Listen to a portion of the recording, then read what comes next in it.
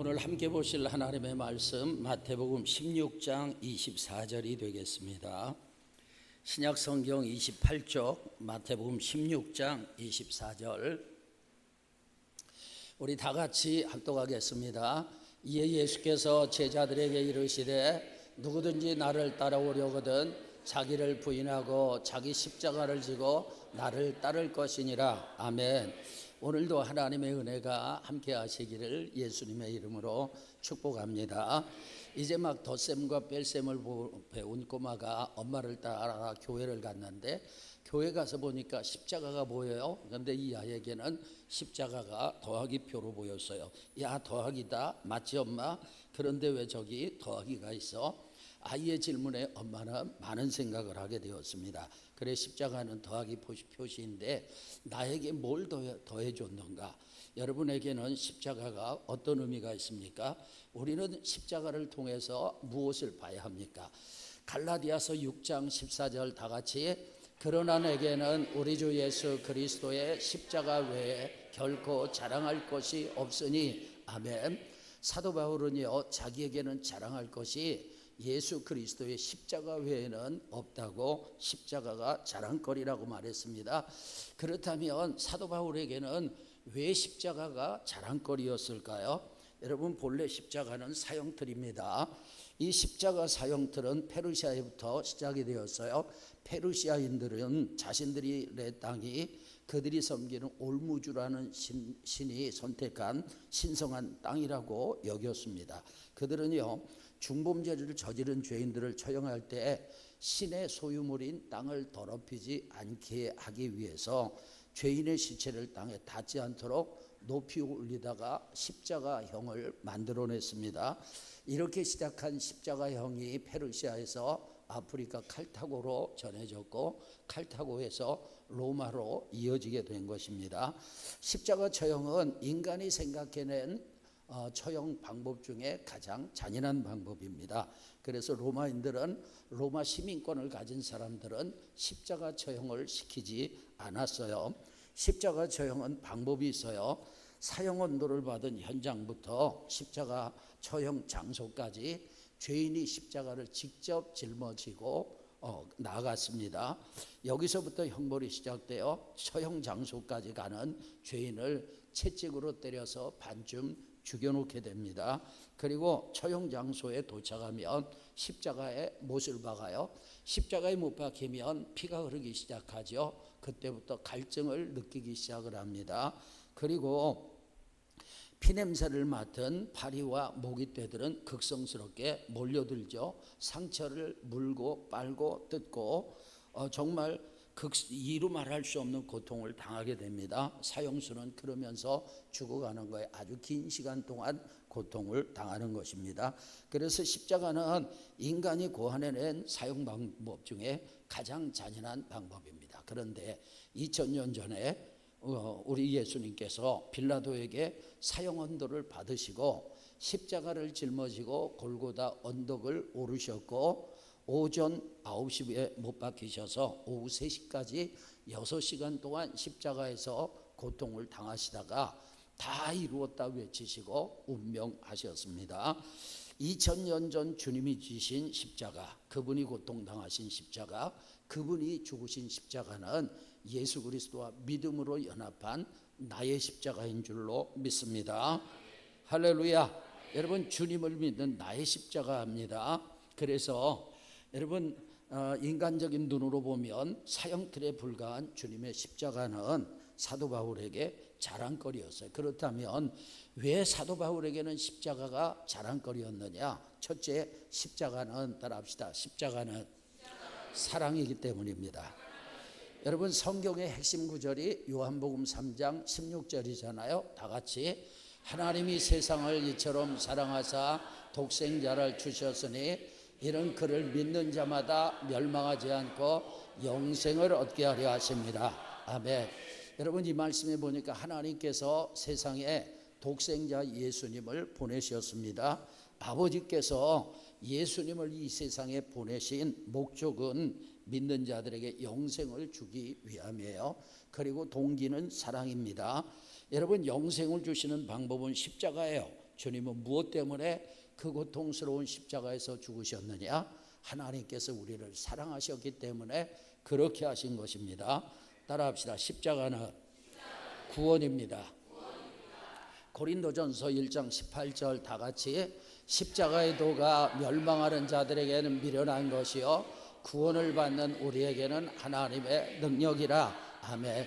여러분, 믿음 없는 사람들이 볼 때 십자가는 미련한 것입니다. 그런데 우리에게는 십자가는 하나님의 능력이에요. 무슨 능력입니까? 구원의 능력인 줄로 믿습니다. 세 번째 십자가는 따라합시다. 십자가는 승리입니다. 골로새서 2장 15절 시작. 통치자들과 권세들을 무력하여 드러내어 구경거리로 삼으시고 십자가로 그들을 이기셨느니라. 아멘. 여러분, 십자가는요 마귀와 마귀의 세력들을 무력화시키고 우리를 승리하게 하는 승리의 능력입니다. 십자가는요 따라합시다. 축복이기 때문에, 그래서 사도 바울은 십자가를 자랑했어요. 갈라디아서 1장 13절 시작. 그리스도께서 우리를 위하여 저주를 받은 바 되사 율법의 저주에서 우리를 속량하셨으니 기록된 바 나무에 달린 자마다 저주 아래 있는 자라 하였음이라. 아멘. 여러분, 예수님께서 왜 나무에 달리셨어요? 왜 십자가에 달리셨습니까? 우리를 율법의 저주에서 속량하기 위해서 그렇게 하신 줄로 믿습니다. 그렇기 때문에 여러분, 십자가는 우리에게 축복을 주는 거예요. 일정시대에 김인서라는 목사님이 계셨습니다. 이 목사님이 목사가 되기 전에, 예수 믿기 전에 함경북도 회령에서 교포원 생활을 하시면서 독립운동을 하셨는데 3.1운동 이전에 체포가 돼가지고 감옥에 갇히셨어요. 이분은 감옥에 있는 동안 조금도 양심의 거리낌이 없었습니다. 왜냐하면 자신은 교편 생활을 하면서 의롭게 공의롭게 살았다고 생각을 했어요. 그래서 조금도 죄책감이 없었는데 거기 있는 다른 죄수들은 자기들의 죄 때문에 들어왔다고 생각했기 때문에 그들과 자신은 다르다고 믿었습니다. 그런데 어느 날 이분이 하나님의 음성을 듣게 됩니다. 이 사람들은 재판관이 죄인으로 정해서 죄를 지고 왔지만 너는 내 앞에서 죄인이다. 이분이 그때 충격을 받았어요. 하나님이 나를 죄인으로 지정하셨으니 나는 어떻게 해야 되는가? 그래서 괴로워하고 고민하는데 어느 날 다시 하나님의 음성이 들렸어요. 십자가를 바라봐라. 그래서 이분이 십자가를 바라보고 십자가를 묵상하기를 시작을 했습니다. 그런 과정 속에서 십자가에서 하나님의 광채가 이분에게 임하게 되면서 예수님께서 자신의 죄를 대신 짊어지시고 십자가에서 물과 피를 쏟아주신 것이 믿어졌습니다. 그래서 이분이 감옥에서 나와서 예수 그리스도의 십자가를 열심히 전하다가 목사님이 되셨어요. 여러분, 우리는 십자가를 바라봐야 합니다. 왜냐? 십자가는 사랑입니다. 십자가는 구원입니다. 아멘. 십자가는 승리요 축복입니다. 여러분, 십자가는 두 종류가 있어요. 주님이 지신 십자가가 있고 내가 짊어져야 할 십자가가 있어요. 오늘 본문 말씀은 제자의 도라고 얘기를 합니다. 예수님께서 제자들은 이런 사람이 되어야 된다 말씀하셨어요. 마태복음 16장 24절 다 같이 제자들에게 이르시되 누구든지 나를 따라오려거든 자기를 부인하고 자기 십자가를 지고 나를 따를 것이니라. 아멘. 여러분, 예수 믿는 사람들은 모두가 제자가 되어야 합니다. 주님의 길을 가야 합니다. 그런데 누구든지 주님을 따라가려거든, 누구든지 주님의 제자가 되려거든 두 가지를 하셔야 돼. 첫째, 자기를 부인해야 합니다. 두 번째, 자기 십자가를 져야 하는 것입니다. 그래야 주님을 따를 수 있어요. 여러분, 십자가를 진다는 말은 십자가 정신으로 무장하고 십자가 정신으로 산다는 말입니다. 오늘은 십자가 정신을 좀 나누도록 하겠어요. 첫째, 십자가 정신은 하나님의 뜻을 따르는 정신입니다. 아멘. 자, 예수님께서는요 아버지의 뜻을 따라서 이 세상에 오셨어요.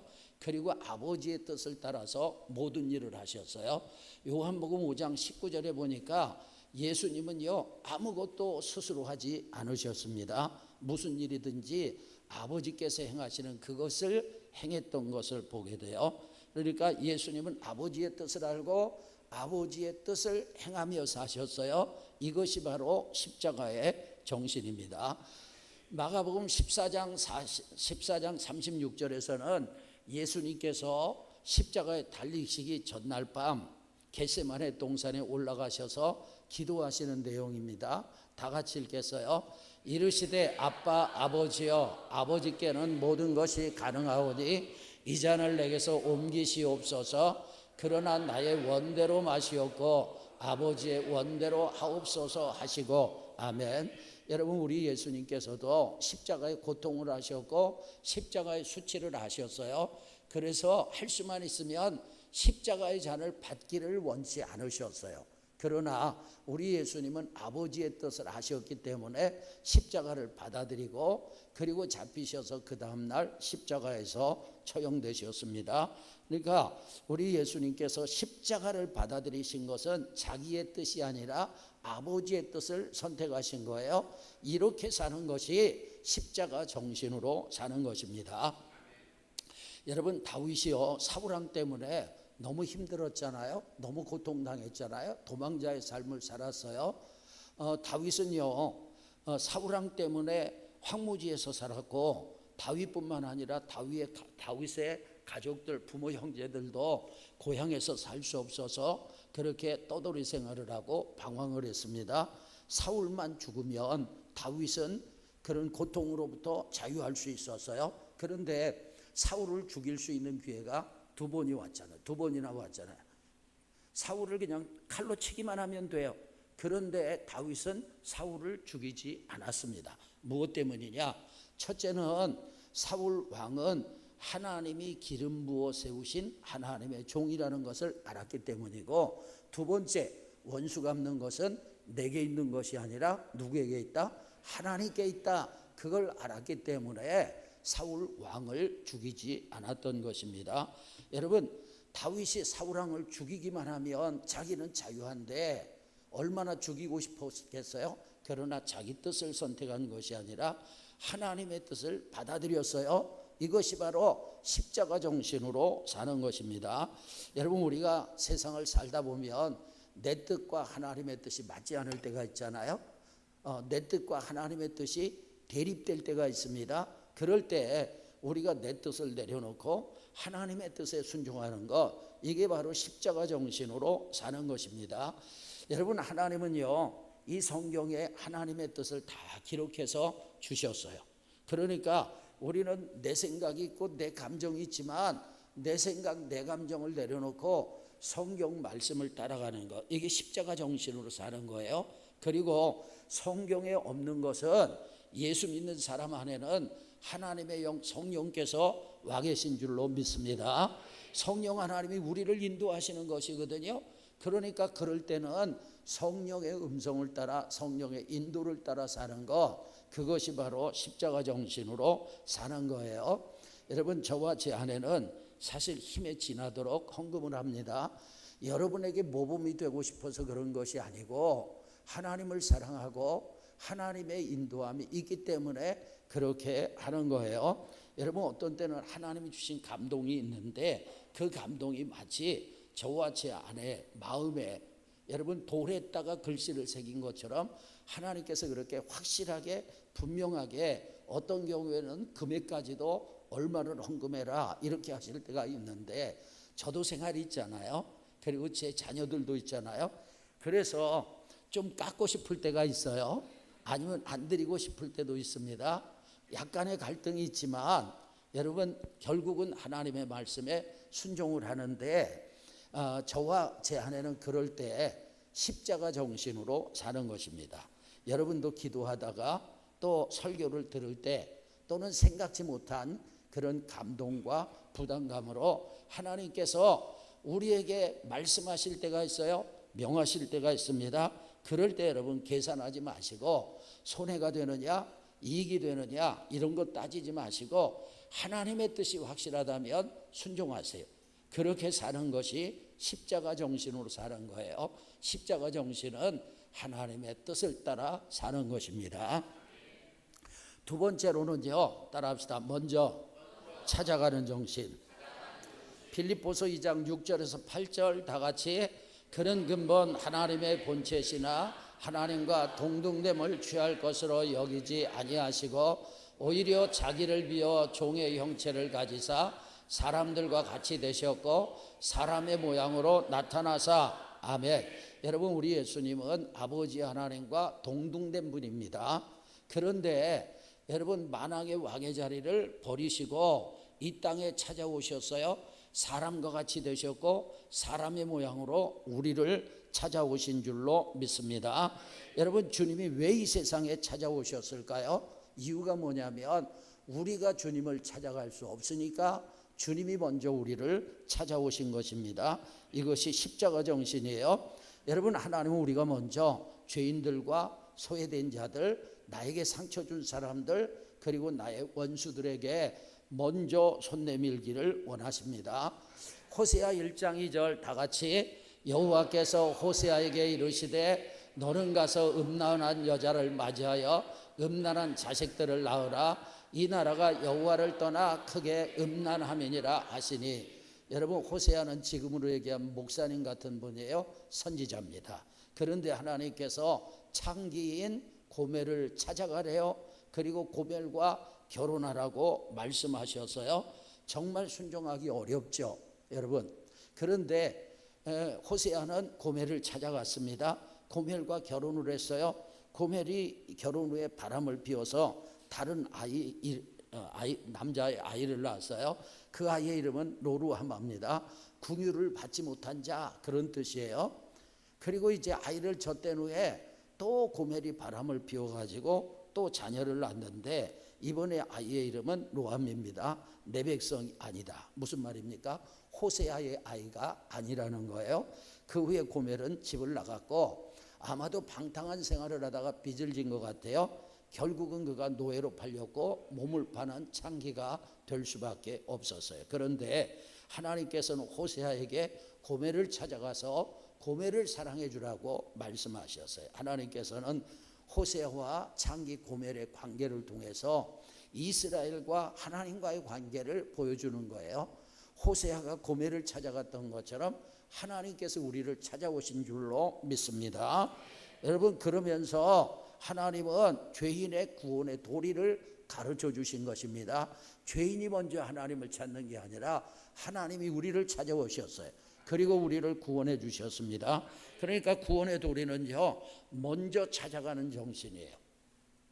마태복음 7장 12절 다 같이, 그러므로 무엇이든지 남에게 대접을 받고자 하는 대로 너희도 남을 대접하라. 이것이 율법이요 선지자니라. 아멘. 이것이 율법이요 선지자라는 얘기는 구약의 율법과 선지자들의 가르침의 진리의 핵심이 이것이라는 것입니다. 그러면 이것이 무엇입니까? 너희가 남에게 대접을 받고자 하느냐? 너희 남에게 용서받기 원하느냐? 남에게 사랑받기 원하느냐? 섬김받기 원하느냐? 그러면 먼저 손 내밀어라. 먼저 찾아가라. 먼저 섬겨라. 먼저 대접해라. 먼저 사랑해라. 먼저 섬기라는 거예요. 할렐루야. 이것이 여러분 구약의 가르침의 핵심이라는 것입니다.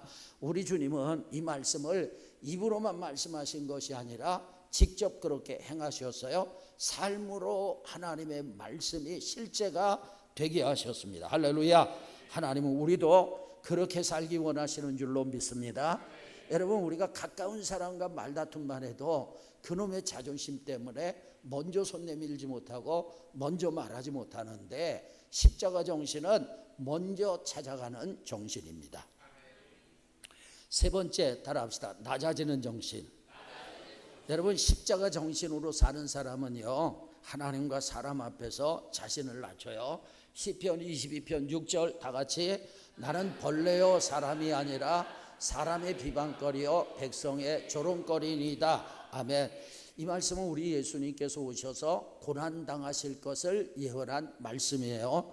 그런데 예수님은 십자가를 위해서 마치 벌레처럼 낮아지셨어요. 십자가를 위해서 사람의 비방과 조롱을 받으면서 낮아지셨던 것입니다. 여러분, 주님이 우리에게 요구하시는 십자가 정신은요, 무조건 낮아지는 것을 말하는 것은 아니에요. 진리를 위해서라면 벌레요, 그리고 사람의 조롱과 비방거리가 된다 할지라도 견뎌야 함을 말씀하시는 거예요. 그렇게 사는 것이 십자가 정신으로 사는 거예요. 빌립보서 2장 8절에 보니까 우리 주님께서 낮아지신 그 모습을 말씀합니다. 다 같이 읽겠습니다. 사람의 모양으로 나타나사 자기를 낮추시고 죽기까지 복종하셨으니 그 십자가에 죽으심이라. 아멘. 예수님은 십자가를 지시기 위해서 만왕의 왕의 자리를 버리시고 여러분 사람의 모습으로 낮아지셨어요. 죄인의 모습으로 낮아지셨습니다. 십자가 정신이 이렇게 자기를 낮추는 정신이에요. 여러분 겸손이 뭡니까? 남을 존중하고 자기를 낮추는 태도. 교만이 뭡니까? 잘난 척하고 뽐내는 건방진 태도입니다. 십자가 정신은 교만을 내려놓고 겸손한 자세로 사는 거예요. 하나님은요 우리가 겸손하게 살기를 원하시고 겸손한 사람에게 은혜와 축복을 주십니다. 아멘. 잠언 22장 4절 다 같이 겸손과 여호와를 경외함의 보상은 재물과 영광과 생명이니라. 아멘. 이렇게 성경은요 우리에게 확실하게 축복의 비결을 가르쳐주고 있어요. 여러분 재물과 영광과 생명이 풍성하면 얼마나 좋겠습니까? 그런데 그 비결이 뭐냐? 겸손히 여호와를 경외하는 거예요. 할렐루야. 겸손해지기를 축원합니다. 여러분 하나님은요 이렇게 하나님이 물리치시는 사람이 있고 하나님이 가까이 하시고 은혜 주시는 사람이 있어요. 어떤 사람일까요? 야고보서 4장 6절 다 같이 그러나 더욱 큰 은혜를 주시나니 그러므로 일렀으되 하나님이 교만한 자를 물리치시고 겸손한 자에게 은혜를 주신다 하였느니라. 아멘. 여러분 하나님이 받아들이지 않으시면 그 사람은 구원받을 수 없어요. 하나님의 자녀가 될 수 없어요. 그리고 결국은 지옥 가는 거죠. 하나님이 어떤 사람을 물리치시느냐? 교만한 사람. 그런데 하나님께서 은혜 주시는 사람 복된 사람인데 어떤 사람이 은혜를 주세요? 겸손한 사람에게 은혜를 주십니다. 우리가 믿음으로 살다 보면 하나님이 주시는 은혜를 받아서 그 은혜 때문에 때로는 형통하고 때로는 풍성한 축복을 받을 때가 있어요. 그럴 때 조심해야 합니다. 그럴 때 겸손해야 합니다. 그런데 우리는요 그럴 때 승리의 도취에서 축복의 도취에서 교만해질 수 있습니다. 여러분 그래서 우리는 내면에서 들리는 성령의 음성을 듣고 그 음성을 따라 살아야 합니다. 로마의 황제나 장군이 전쟁에서 승리하고 돌아오면 그들이 개선문을 통해서 성 안으로 들어가요. 그 이후에 성대한 잔치를 하게 됩니다. 이 잔치에서 사제 역할이 있습니다. 열렬한 시민들의 환호에 도취되어 있는 황제나 장군들을 따라가면서 그들에게 귀에다 대고 메멘토 모리라고 말을 합니다. 여러분 라틴어로 너의 죽음을 기억하라. 시민들의 환호에 함성에 그 젖어 있을 때 다시 귀에다 대고 반복합니다. 메멘토 모리. 전쟁에서 대승한 사람에게 당신이 지금 대단한 일을 해서 이렇게 영광을 받고 있지만 당신도 죽는다는 것을 기억하십시오. 그러니까 승리에 도취되지 말고 겸손하십시오. 그런 얘기예요. 여러분 성령님은요 우리 속에서 우리에게 속삭이십니다. 우리에게 말씀하십니다. 아멘. 우리가 그 음성을 따라가게 되면 교만하게 살 수 없어요. 겸손할 수밖에 없어요. 여러분 우리가 뭔가 잘 될 때 그때 잘 되는 일에 취하지 말고 하나님의 임재 속에 들어가기를 축원합니다. 하나님의 임재 속에 들어가면 하나님의 빛 가운데서 자기를 봐요. 자기의 부족한 모습, 자기의 누추한 모습을 보게 되기 때문에 절대 교만할 수가 없는 것입니다. 할렐루야. 여러분 십자가의 정신은요 자신을 낮추는 정신이에요. 네 번째 십자가의 정신은 남을 위해서 나를 어떻게 하는 정신? 희생하고 헌신하는 정신입니다. 예수님의 십자가는 예수님이 자신을 위해 지신 것이 아니라 우리를 위해서 지셨잖아요. 에베소서 1장 7절 다 같이 우리는 그리스도 안에서 그의 은혜의 풍성함을 따라 그의 피로 말미암아 속량고 죄사함을 받았느니라. 아멘. 예수님께서 십자가에 달리셔서 피를 흘려주셨어요. 우리는 그 피로 속량 곧 죄사함을 받은 줄로 믿습니다. 그러니까 예수님의 십자가는 예수님 자신을 위한 고난이 아니라 우리를 위한 고난이에요. 그러니까 십자가는 뭐냐? 남을 위해서 나를 희생하고 나를 헌신하는 정신이라는 것입니다. 어느 목사님이 부모는 국수틀이다 그런 말씀을 하셨어요. 국수틀은요, 국수를 만들지만 국수를 먹지는 않습니다. 부모님의 희생이 그런 것이라는 거예요. 우리가 인간관계를 국수틀처럼 한다면 억울하고 속상할 것 같지 않아요? 그러나 여러분, 인간관계는 반드시 부메랑이 돼서 돌아온다는 것을 아셔야 합니다. 내가 다른 사람에게 사랑을 베풀고 내가 다른 사람을 위해서 희생하고 헌신하면 여러분, 그 열매를 지금 당장 따먹으려고 하니까 억울하고 속상한 거예요. 그러나 우리가 인생은 심고 거두는 것이다, 이 원리를 딱 기억하고 계시면 여러분, 지금 내가 잘했어도 칭찬받지 못하고 내가 지금 헌신했어도 인정받지 못한다 할지라도 괜찮습니다. 왜냐하면 때가 되면 하나님께서 다 돌려주시기 때문인 줄로 믿습니다. 여러분, 백화점을 160개나 가지고 있었던 백화점의 왕 존 워너메이커, 이분은요, 남을 위해서 희생하고 헌신하는 것이 자기에게 복이 된다는 십자가 정신을 터득한 분이에요. 그분이 젊었을 때 아주 멋진 장미 화원을 방문했습니다. 그 주인은요, 참 여러 가지 아름다운 장미들을 쭉 보여주었어요. 그러더니 갑자기 막 장미를 꺾기 시작합니다. 그리고 어떤 넝쿨에는요, 장미꽃 한 송이만 남겨놓고 다 잘라버리는 거에 깜짝 놀란 존 워너메이커가 아니 왜 가지를 모조리 칩니까? 라고 물었더니 주인이 대답했어요. 좋은 장미 덩쿨을 만들려면 가지를 쳐내야 합니다.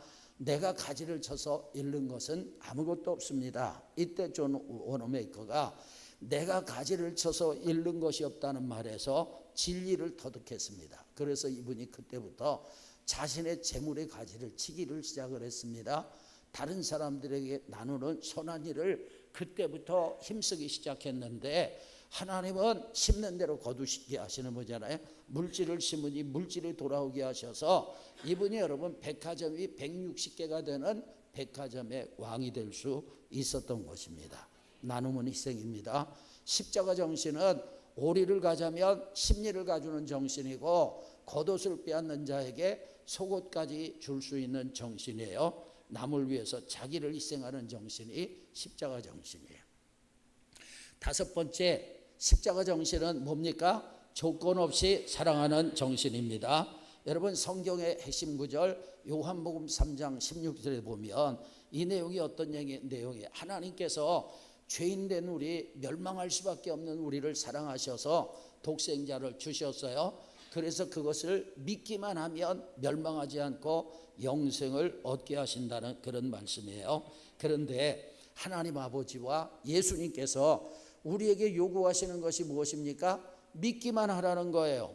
여러분, 하나님은 우리의 수고가 들어가는 어떤 조건도 요구하지 않으셨어요. 너희 구원받기 원하느냐? 돈을 가져오라. 너희가 구원받기 원하느냐? 나를 위해서 헌신해라, 희생해라. 그런 것이 아니에요.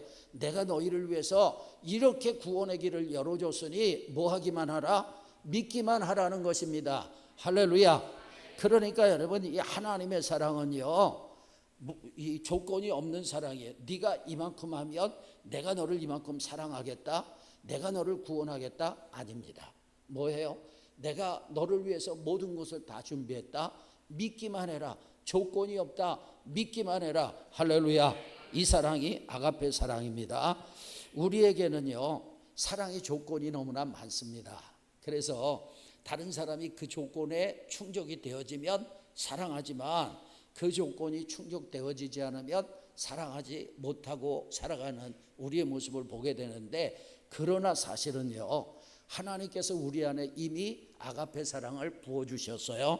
로마서 5장 5절 다 같이, 소망이 우리를 부끄럽게 하지 아니함은 우리에게 주신 성령으로 말미암아 하나님의 사랑이 우리 마음에 부은 바 됨이니. 아멘. 여러분, 예수 믿으면 아멘 합시다. 믿는 자 속에 성령께서 와 계심을 믿으면 아멘 합시다. 그러면 우리 안에 성령으로 말미암아 하나님의 무엇이? 사랑, 아가페 사랑이 이미 부은 바 된 줄로 믿습니다. 아멘. 여러분, 우리가 아가페 사랑을 실천하려면 우리 안에서 역사하시는 성령의 인도를 순종하기만 하면 되는 거예요. 여러분, 우리의 육신은 사랑을 하는데 조건을 따지지만 성령 하나님은 조건 없이 사랑하시도록 인도하십니다. 중요한 것은 따라합시다. 우리의 선택입니다. 피지섬에 어떤 장교 출신의 성도가 있어서요.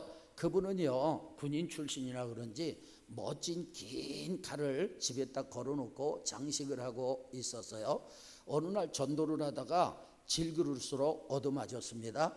피지섬에서는요, 질그릇으로 사람을 때리는 것은 우리식으로 얘기하면 다른 사람의 얼굴에 침을 뱉는 것처럼 그 사람을 무시하는 거예요.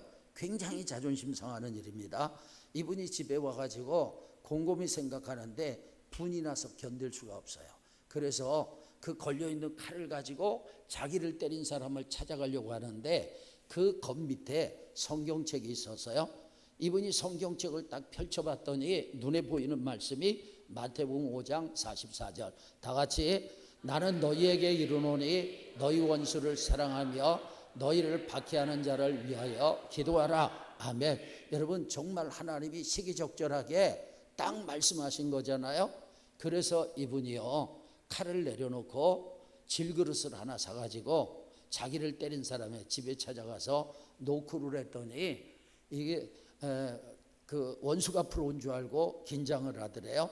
그래서 웃으면서 그 질그릇을 주면서 아까 저를 때리느라고 질그릇이 깨졌는데 이 그릇을 사용하세요. 그랬더니 그 사람이 어리둥절해 하면서 예수 믿으면 다 이렇게 할 수 있습니까? 그렇게 얘기를 하고 예수님을 영접하고 신자가 되었다는 글을 읽었어요. 신앙생활은 따라합시다. 선택입니다. 육신적인 감정을 선택할 것인가? 성경대로 우리 안에서 우리를 인도하시는 성령의 인도를 선택할 것인가? 선택입니다. 사랑도 마찬가지예요. 우리는 사람을 대할 때 부정적인 느낌을 지워버릴 수가 없어요. 그런 건 당연히 일어나게 돼 있어요. 그래서 부정적인 감정을 선택하고 그 감정대로 행할 수 있는데 그러지 말라는 거예요. 우리 속에 누가 와 계세요? 성령께서 와 계세요. 그리고 우리에게 하나님의 말씀인 성경이 있습니다. 우리는 성경을 선택하고 성령을 선택하셔서 여러분 아가페 사랑을 하기를 주의 이름으로 축원합니다. 그러니까 십자가 정신은 조건 없는 사랑입니다. 마지막 6번째 십자가 정신은 뭐냐? 누구든지 용납하는 정신이에요. 여러분 로마서 5장에 보게 되면 야, 하나님의 사랑은 크다. 하나님은 조건 없이 누구든지 다 받아들이시는구나. 그걸 알 수 있어요. 먼저 로마서 5장 6절 다 같이 우리가 아직 연약할 때 기약대로 그리스도께서 경건하지 않은 자를 위하여 죽으셨도다. 아멘. 예수님이 십자가에서 죽으셨는데 연약한 자들을 위해 죽으셨어요. 경건하지 않은 자들을 위해서 죽으셨어요. 자, 그 다음에 로마서 5장 8절 다 같이 우리가 아직 죄인 되었을 때 그리스도께서 우리를 위하여 죽으심으로 하나님께서 우리에 대한 자기의 사랑을 확증하셨느니라. 아멘. 여러분 그리스도께서는요 십자가에서 죽으셨는데 죄인들을 위해서 죽으신 거예요. 그것이 하나님의 사랑의 확증이에요. 여러분 우리가 의인을 위해서 죽는 사람, 대신 죽는 사람 찾아보기 어렵습니다. 선한 사람을 위해서 대신 죽는 사람 간혹 있을 수 있어요. 그러나 여러분 죄인을 위해서 죽는 사람은 없는 거예요. 우리 주님은 죄인을 위해서 죽어주셨어요. 더 놀라운 것은 로마서 5장 10절입니다. 다 같이 곧 우리가 원수 되었을 때에 그의 아들의 죽으심으로 말미암아 하나님과 화목하게 되었은즉 아멘. 여러분 우리가 먹을 것이 세 개가 있다고 생각해 보세요. 그걸 나눠야 되는데 한 사람은 약한 사람이에요.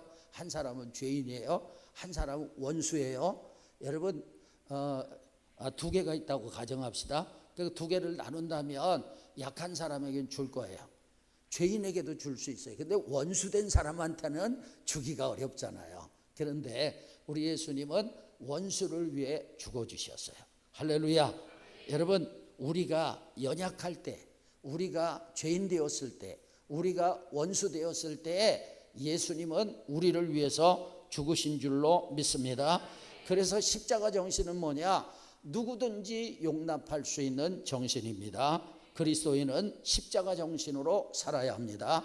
이 말은 어떤 사람도 다 용납해 줄 수 있는 삶을 살아야 된다는 거예요. 여러분, 톨스토이, 러시아 인물로 톨스토이는 그리스도인이었어요. 그에게 딸이 있었는데 그 딸이 10살쯤 되었을 때에 동네 남자애한테 막대기로 얻어터지고 들어왔습니다. 막 울어요. 왜 우냐면 억울해서 속상해서 우는 거예요. 그리고 아빠에게 말했어요. 저 녀석이 막대기로 나를 때렸어요. 아빠, 저놈을 혼내주세요. 톨스토이가 딸을 껴안으면서 속삭였습니다. 아빠가 그 아이를 때려주면 그 아이는 너와 원수가 될 텐데 그 아이를 미워하는 것보다 사랑하는 것이 훨씬 낫단다. 너의 사랑이 전해지면 다시 너를 괴롭히지 않을 거야. 톨스토이는 샌드위치를 만들어서 딸에게 주면서 말했어요. 얘야, 이것을 그 아이에게 갖다 주렴. 그 후 그 딸은 그 아이와 좋은 친구가 되었어요. 주님은 원수를 사랑하라고 하셨어요. 원수를 위해서 기도하라고 하셨는데 톨스토이는 그 말씀을 실천한 것이죠. 여러분, 우리들이 생활 속에서 이런 사랑을 실천할 수 있다면 여러분, 우리의 가정, 우리의 교회, 그리고 우리의 사회는 더욱더 아름다워질 줄로 믿습니다. 예수님을 믿는 사람들은 제자의 길을 가는 사람들이에요. 여러분, 제자의 삶은 자기를 부인하고 자기 십자가를 지는 삶입니다. 그래서 우리는 십자가 정신으로 살아야 돼요. 우리의 십자가를 짊어지고 살아야 합니다. 그럴 때 여러분, 그 안에서 영적인 보화를 발견하는 거예요. 여러분, 내가 십자가를 질 때 영적인 세계가 열리는 것이고 내가 나의 십자가를 질 때 영적인 보화가 쏟아지는 줄로 믿습니다. 세계를 정복한 알렉산더 대왕과 관련된 이야기예요.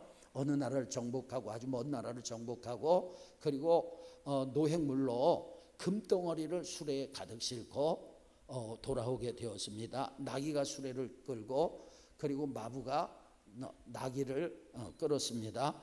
그런데 너무 길이 머니까 나귀가 쓰러질 지경이 됐어요. 그래서 마부가 그 수레에 있는 금덩어리 몇 개를 자기가 짊어지고 나귀를 몰았습니다. 그 모습을 알렉산더 대왕이 보고 이상하게 생각하고 지금 왜 그렇게 하는 것인가 물었어요.